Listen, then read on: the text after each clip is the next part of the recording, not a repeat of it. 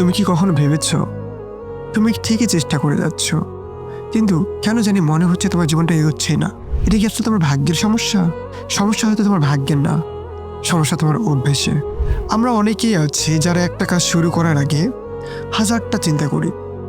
যদি না হয়, যদি আমি না পারি, তা মানুষ কি বলবে, ইত্যাদি ইত্যাদি।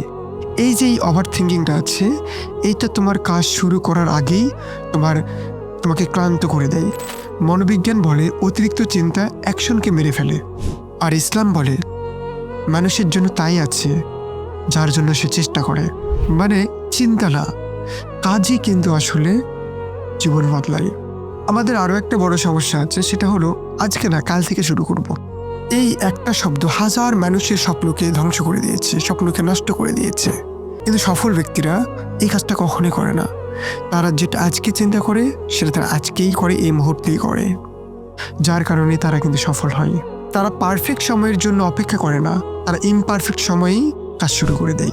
বর্তমান যুগে আরও একটা বড় প্রবলেম হলো সোশ্যাল মিডিয়া। সোশ্যাল মিডিয়া আমাদেরকে অনেক বেশি পিছনে টেনে নিচ্ছে। কিভাবে? কারণটা হচ্ছে সোশ্যাল মিডিয়াগুলোতে অন্যের হাইলাইটগুলো দেখে, অন্যের রিলস দেখে আমাদের যে বিহাইন্ড অফ দ্য সিন আছে সেটাকে আমরা ঘৃণা করি। মানে এরা কীভাবে বসবাস করতেছে, এরা কী লাইফ লিড করতেছে, আর আমি কী লাইফ লিড করতেছি। এই যে একটা ব্যাপার, এই ব্যাপারটা আমাদেরকে অনেক বেশি পিছনে নিয়ে যাচ্ছে। কিন্তু একটা ব্যাপার কি জানেন, আপনি যে মানুষটার ভিডিও দেখে মনে করতেছেন যে সেই লোকটা হয়তো অনেক বেশি সুখী আছে জীবনে, কিন্তু আপনি একটু ভেবে দেখেন বা একটু যাচাই করে দেখেন, সেই মানুষটা হয়তো তার নিজের জীবনে অতটাও সুখী নয়। একটা গবেষণা দেখা গেছে, গড়ে মানুষ প্রতিদিন 4 থেকে 6 ঘন্টা মোবাইল স্ক্রল করে। ঠিক এই সময়টাতে যদি সে কোনো স্কিল শিখে, তাহলে কী হবে, সে এই 1 বছরের মধ্যে সে তার জীবনকে বদলাতে পারবে। কিন্তু সমস্যাটা কোথায় জানেন? সমস্যাটা হলো আমাদের স্কিলে না, সমস্যা হচ্ছে আমাদের ডিসিপ্লিনে। সর্বোপরি এবং সর্বশেষ এবং মেইন যে সমস্যাটা হলো, সেটা হলো আমাদের আল্লাহ সুবহানাহু ওয়া তাআলার উপরে ভরসা কম।